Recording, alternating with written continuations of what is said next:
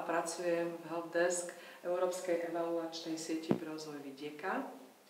A jednou z tém, s ktorými sa často stretávame, je hodnotenie miestnych rozvojových stratégií v prístupe LEADER.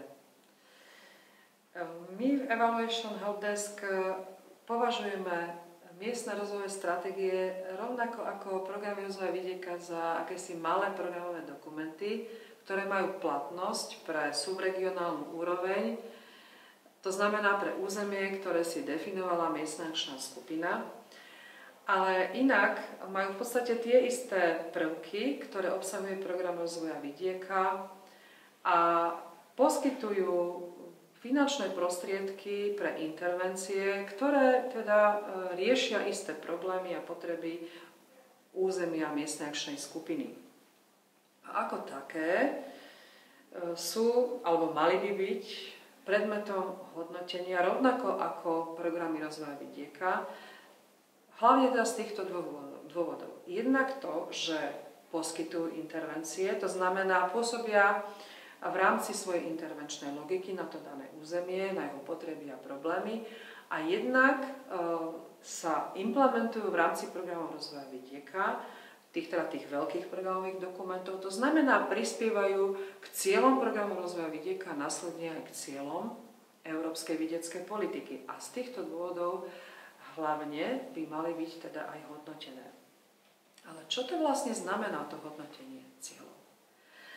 Podobne ako programy, aj v prípade miestnych rozvojových stratégií si musíme uvedomiť, že pozrieť sa na to, ako boli prostriedky použité v súlade s cieľmi stratégií, je nesmierne dôležité.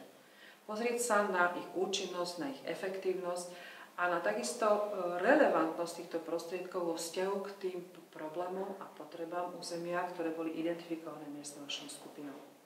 Je tiež veľmi dôležité zhodnotiť, či stratégia nie je iba nejaká pekná knižka, ktorá leží na poličke v kancelárii masky, ale je to živý dokument, alebo ešte lepšie povedané, živý nástroj pre spravovanie a riadenie územia.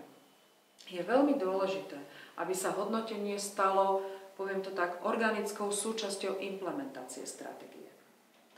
Aby si miestna akčná skupina zažila vlastne tieto hodnotiace prvky alebo hodnotenie ako také, aby vzniklo spoločenské povedomie v rámci miestnej akčnej skupiny, že hodnotenie je dobrá vec, že to je zrkadlo, ktoré nám pomáha zlepšiť našu prácu, zlepšiť stratégiu, zlepšiť jej pôsobenie v tom území, že to nie je niečo zlé, ktoré vytvára nejaký zlý obraz o stratégii, o miestnej akčnej skupine alebo dokonca o miestnych ľuďoch, ktorí v území žijú. No a preto to je veľmi dôležité, aby existovala pomerne rozsiahla kapacita.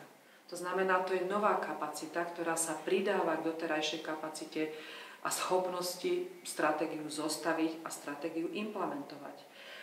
Kapacita stratégiu hodnotiť sa dá takisto získať, ako sú už vlastne miestne akčné skupiny zvyknuté.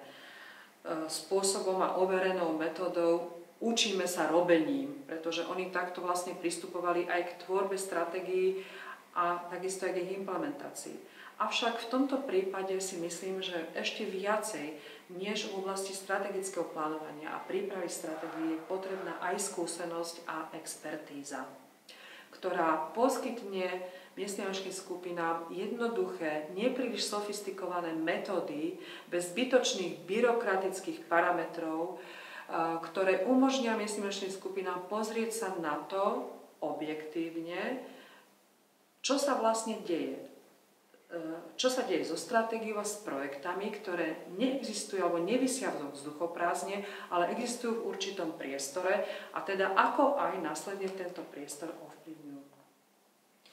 Helpdesk pre Európsku evaluačnú sieť sa problémom hodnotenia dosahov prístupu LEADER už zaoberal. Pred 2 rokmi fungovala pracovná skupina, ktorá o prístupe LEADER a jeho dosahoch diskutovala. Avšak sme si plne vedomí, že hodnotenie miestnych rozvojových stratégií je ešte špecifickejšia téma, ktorá si žiada ďalšiu kapacitu, ďalšiu expertízu a zozbieranie skúseností. A preto pevne verím, že v blízkej dobe budeme diskutovať aj na túto tému a plánujeme tiež pripraviť technickú pomoc aj v oblasti hodnotenia miestnych rozvojových stratégií.